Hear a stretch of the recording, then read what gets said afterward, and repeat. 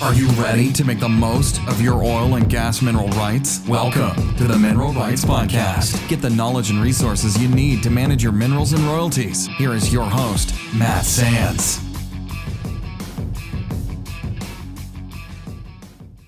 Hello and welcome to the Mineral Rights Podcast. I'm your host, Matt Sands, and I'm joined by my co-host, Justin Williams, and we're here to help you make the most of your minerals and royalties. And in this episode, we're going to answer your questions for the month of May 2025. We're making our way through the list. I think this set of questions goes through the end of November, so thank you all for patiently awaiting the answers. We're working our way through these, and it's been sort of a different mix of questions. In the past, we cover some similar themes over and over again, and this time there's some really interesting takes on really some new aspects to some of these questions. Yeah, you said it, Matt. Yeah, we've got a couple of interesting ones, and then some of the other ones that are some of the normal questions. I thought it was awesome to see that they know what track they should go down, and they're looking for confirmation. So that's great to know, and hopefully we can give some guidance here. Yeah, absolutely. Well, let's dive into this first one. So the first one from Jim here, he says, I enjoyed episode 222 with Jared Manchin back in November of 2023. Finally getting around to asking a question that's been on my mind since then. Perhaps you could address it in a follow-up conversation. Royalty income can be a significant portion of a small mineral owner's income. While we can't do anything about the production clients, are there any investment or financial actions that could be considered to reduce the impact of future crude price decreases? I realize Jared could not give specific investment advice in a podcast, and neither can we, but what general ideas might he provide? He goes on to say he's interested in thoughts that would be for a DIY investor. For instance, ETFs, mutual funds that are negatively correlated to crude pricing, all the way up to buying puts on future mini contracts on crude oil. And his question here is, how do the relative cost and accuracy of the hedging choices compare to each other? And Matt, so this gets pretty technical. And essentially, he's looking for a way to offset the price of crude oil going down. And he mentions the ETFs and mutual funds being for a DIY investor where, if you were in an accredited investor situation with some different opportunities, there might be other things open to you than just what we're going to talk about. Yeah, absolutely. And thanks for your question, Jim. And it's certainly a good question. Like Justin mentioned, we can't give financial or investment advice. And so this should not be construed as such, but just talking through what you're asking. In theory, what Jim is talking about is, we have commodity price exposure to the price of crude oil and the price of natural gas from receiving royalty income from the production of those commodities. If the price of oil goes down or the price of gas goes down, our royalty income goes down as well. And so it would be nice to be, bank on or, be guaranteed. The trouble with hedging, Jim, is that, and again, I haven't done this personally. I don't have enough royalty income to merit hedging and getting a futures contract and hedging that future production. The market is really geared towards the institutional investor.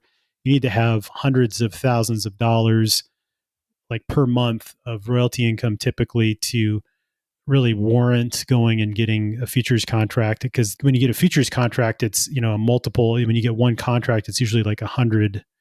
For example, like with hedging a stock, right? So you buy a put or a call on a stock, one contract is 100 shares. And so similarly with oil and gas, I believe you'd be dealing with large volumes, well above what our net volume that we're receiving when you look at our revenue statements. And so really wouldn't merit or be worthwhile because of the expense. And then it's something you have to continually roll over. This is not something you can just set it and forget it. This is a situation where you have to be very closely monitoring the futures contracts and the markets and what those strip prices are doing and figure out how far out you need to hedge, what's the price you need to hedge at. And again, it gets very expensive and it's something you have to continually roll over. And so there's definite expense associated with that.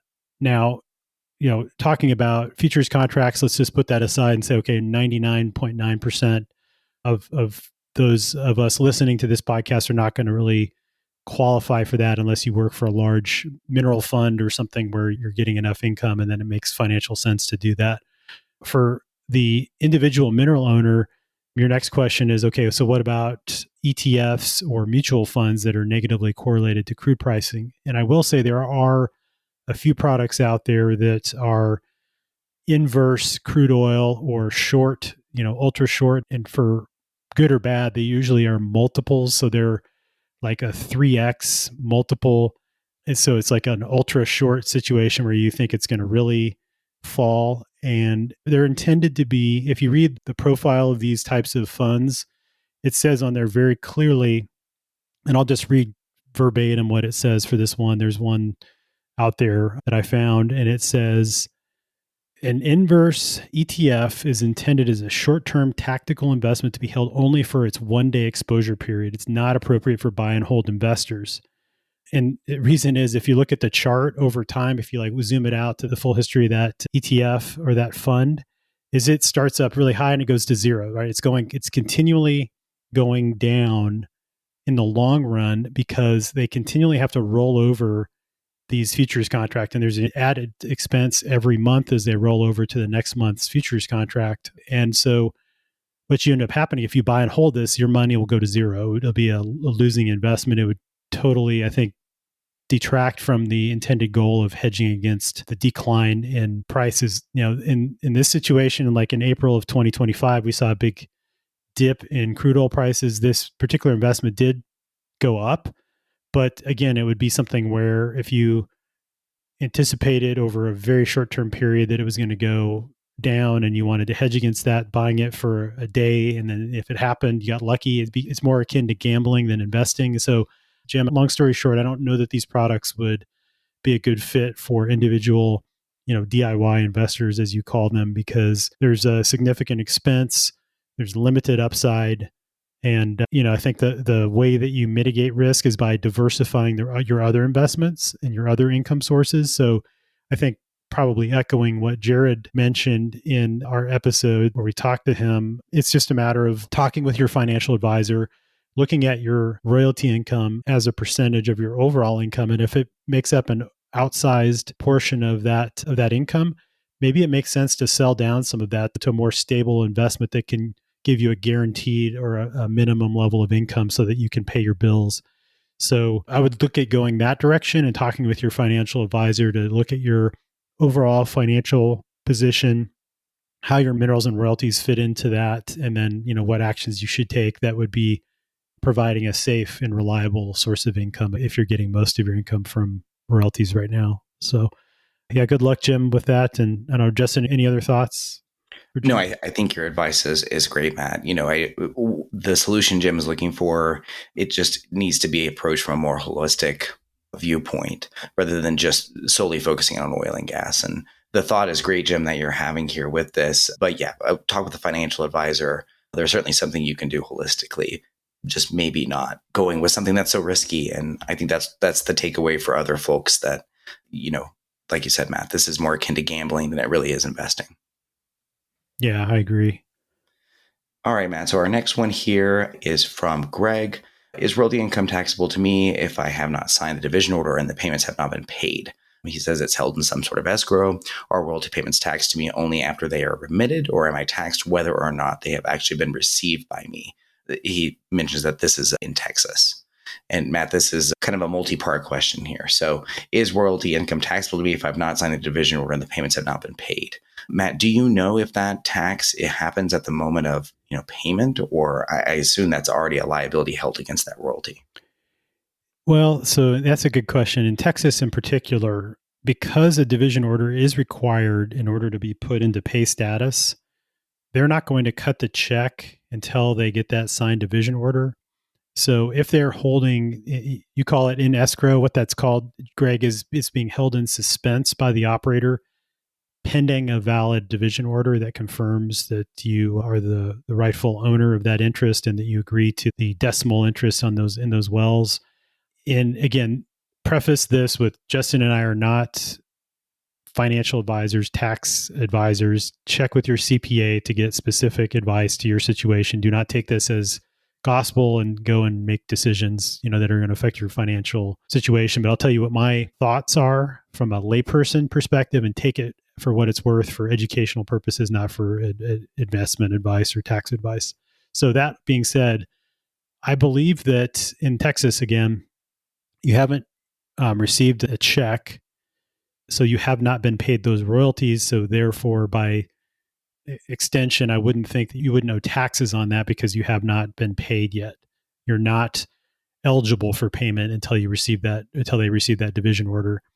So in that case, I don't believe you should have been taxed on it. So I'm curious, Greg, if you could write back and just talk to like the resolution of this and when you received the checks. And the one way to check for sure is to go to your county appraisal district and search for your interests. And typically they're only submitted to the county once they pay the royalty owner. So you only pay taxes to the county at least. So this is not income tax, this is county taxes once you're paid royalties. And so they report that to the county. The county, they have their appraisal formulas and stuff, and then they'll issue the tax bill and you have to pay that. And it's, based on, for 2024, when you wrote in, Greg, your tax bill for that year, if you had received one, would have been for taxes for 2023 income. And so again, this being 2025, you should get your notice of valuation and it'll show any income you received in 2024, and you'll have taxes due on that and have an appraised value based on that once you started receiving royalties.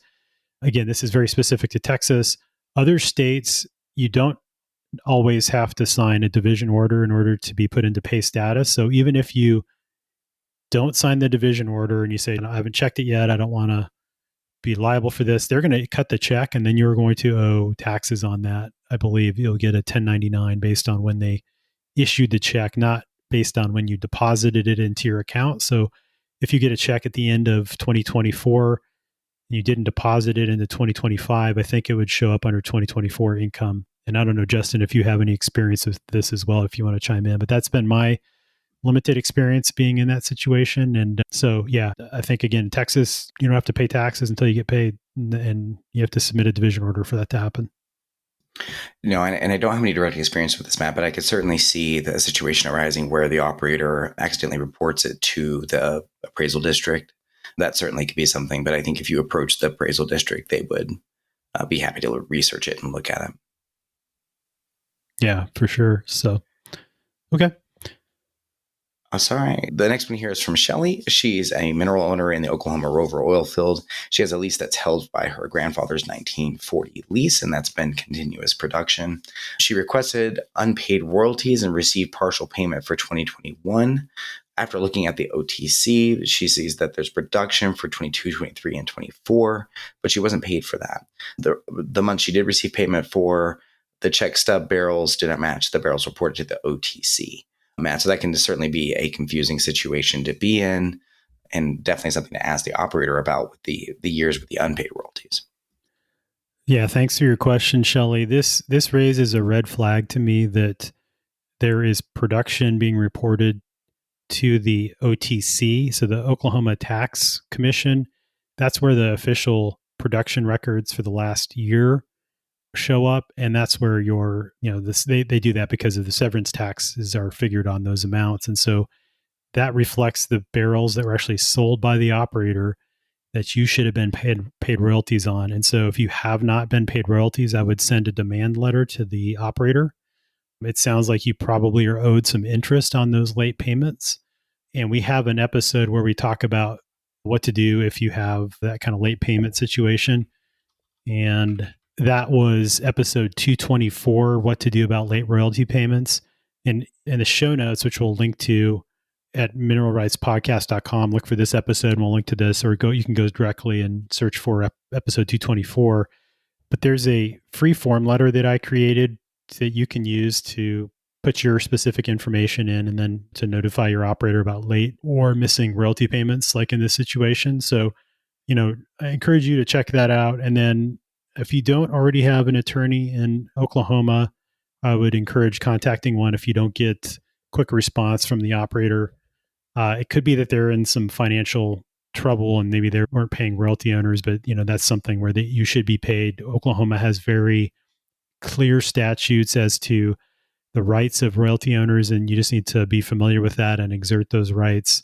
And oftentimes, a sternly worded letter on an attorney letterhead will be enough to get them to pay you those late royalty payments and any interest that might be owed.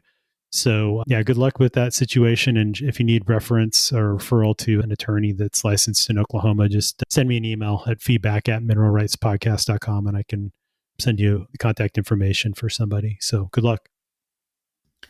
Good luck, Shelly. Yep, like persistence pays. So ensure that you keep communicating and following up on this. Our next one here from Sean, it says, hello, Matt. I retired from Shell in 2010, downstream and upstream, and a mineral owner in the Haynesville dealing with 3 different operators. I have an operator doing a prior period adjustment reaching back to 2021. He questioned him about it and said it was about measurement, but no explanation other than a reconciliation document that also includes plant charges going back to 2021. Not sure if calibration requirements apply to the Title 30 CFR, but I think we are getting hosed. Please tell me about what you do and if you think you can help. So yeah, Matt, this is an interesting one and definitely sounds like he has some industry experience here, but there'd be some questions to ask. That's for sure. Yeah, you're spot on, Sean. There are probably some calibration requirements. I'm not as familiar with the gas side. My experience was always on the crude oil and refined products, pipelines, and the measurement standards and so forth. So I know API would have some very specific measurement standards. And then the federal regs that you mentioned, Title 30 CFR, would have some additional requirements in there, like you mentioned. So, like Justin mentioned earlier, I think polite persistence pays. And this, if you're not satisfied with the answer that they gave you, to ask for more information related to those calibration records. We could see if you can get copies of those to then audit them yourself if you know what you're doing. Or there are companies, and I don't do this because it's a very specific technical measurement audit, but there are companies that do provide these types of services on behalf of mineral and royalty owners. Now, it's not inexpensive, but if you have enough royalties, it would potentially make sense to hire them to go. And they actually go and physically audit the well site and look at the meters and look at the calibration records. And so you may need to have some certain rights to audit based on your oil and gas lease. And so you may or may not have the ability to do that, but certainly worth the discussion to somebody like that to see what it would cost and if they could help. If you're a member of NARO, the National Association of Royalty Owners, the way you can get the contact information for companies that do this, we actually have at least 1 or 2 listed in our supporter directory on the NARO website. So when you become a member, you get access to that. And those are companies that have chosen to support NARO. And we have a list of all of those based on the different services that they provide. And so there are those measurement audit and royalty audit service providers that are listed there. So that's where I would go to get some specific help if you're still needing help, Sean. And if you aren't a member of NARO, you can use the coupon code MR Podcast. So that's MR Podcast, one word. When you go to check out and become a new member, it's valid for $25 off an introductory membership. So for a limited time, so definitely if you aren't a member, take advantage of this offer because it means you can it's only $50 for your first year. And you'll easily get that back in terms of the value received from discounts and access to this directory and then past webinars and things like that. And Justin and I are very much involved with NARO, and it's a great organization as well.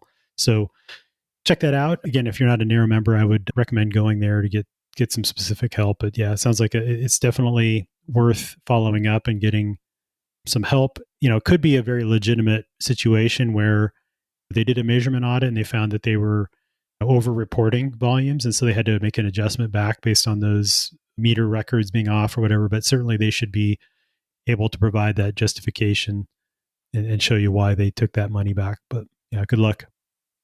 Yep, good luck. Our next one here, Matt, is from Denny. And Denny says her family has mineral rights going back several generations on her grandmother's side. Her mother is the most recent owner, but she can't find a copy of the assignment from her grandmother to her mother.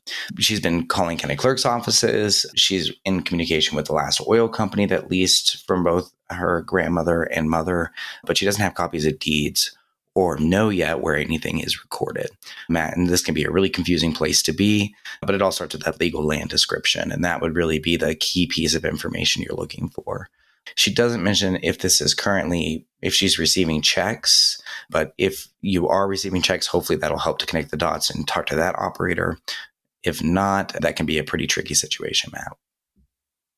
Yeah, absolutely. And so Denny had sent back another email and said that their mother leased it in 2022, and that's a lost document that they have to prove that she owns it. So, like Justin mentioned, use that legal description in that lease to try to trace back. And a place to go is the county records where those interests are located.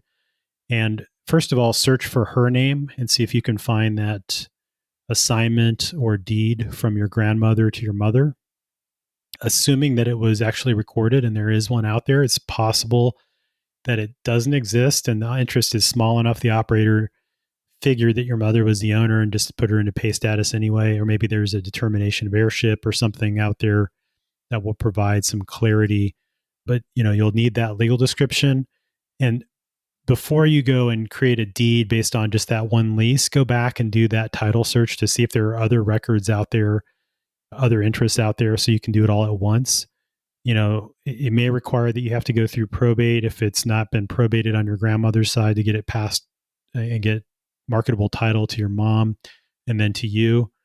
And so, yeah, I know it's a tough situation oftentimes because you need those very specific legal steps in the county records. It needs to have, oftentimes a will recorded or a something that shows that you're the rightful, executor of that will, and then the actual assignment and things like that. So there's very specific requirements depending on the state where these are located that you'll need to follow to get them transferred over to your mother if they're not already, and then to you if she does want to sell them. So that's the process you would go through. And again, calling the county clerks, finding out how you need to go about searching those records. Hopefully they're available online. If it's in, a major county, if the county hasn't digitized them, likely there's a third-party website you can go and search the records. You may have to pay a little bit, but certainly is something you should be able to online and be able to search. And then if you don't know even where to start, how to do that, I do have an online course where I walk through the different types of oil and gas interest, how to perform a title search, what to look for, the different documents. You have a checklist there to help you keep track of everything, and then where to go on the state oil and gas commission website to find your interest and figure out what kind of wells you should be getting paid on and so forth. So you can find out more at mineralrightspodcast.com/courses, or just go to the website, click on the courses link at the top of the page. So good luck, Denny. Yep. Good luck, Denny. And certainly keep an oil and gas attorney in your back pocket. That could also be a good place to start to see if the documents that you have help them to figure out what needs to happen. As Matt mentioned, this can get into estate and also title issues. Okay, Matt. So our next one here is from Christie, and this is a really interesting story, and there's a lot going on in this. So we're going to kind of pop through this, and we'll probably go back to some parts and talk about it again. So Christie says, it appears myself and my sister have 50-50 ownership in quite a large area of working interest. This was a surprise to them. Her great-grandmother worked for and became good friends with somebody in Eddy County. They gave them some pieces of property. She goes on to say, we need help. We hired a mineral manager who hasn't done anything in 4 months other than to regurgitate all the info we found for them. She says, my sister and I successfully found 50 wells, 38 of which are producing. Plus, we filed all the documents through the county to have them transferred into their name. It ended up being such a laborious task that they decided to hire a mineral manager. Now they're locked in with the mineral manager, and all they keep saying is it takes time. Don't be so pushy with the operators or listening to the state, and then they wouldn't be able to see money for 5 years minimum. She goes on to say that it appears the oil and gas industry is ran a bit like the Wild West. The operators keep saying we don't have interest in wells. Then we dig up proof and they say, okay, you're in the queue. It's a beating to say the least. Last but not least, Christie goes on to say that she elected to participate in a ton of already producing wells and that she's tied up thousands of dollars, and they want her to pay before they will pay Christie and her sister on the wells that have been in pay status for years. It's well past 300%. Her grandmother owned these properties since '89 and never paid in anything for the properties or the production. There's a ton in suspense, and it's frustrating. So many operators, she feels like, are playing games with her, and she's just not sure what to do or where to go. And so, Matt, this is a hugely complicated situation with several different aspects. Yeah, this is definitely a complex situation. Owning working interests, I'll just talk in general terms about the process for that. So, what that means is you have an interest in an oil and gas lease. So, it's the other side of the situation. When you're, as a mineral owner, if you lease your interest to an operator, then they have the right to go and drill a well. What they do is they will provide an AFE, and it basically gives them its authority to spend the money. It's expenditure, lists all the capital expenses for drilling the well and completing it and so forth. And you'd have to pay your proportional share of the expense for drilling that well in order to what's called participate in the well and then get paid the revenue from that well. And then you'd also have your proportional share of the expenses as a working interest owner.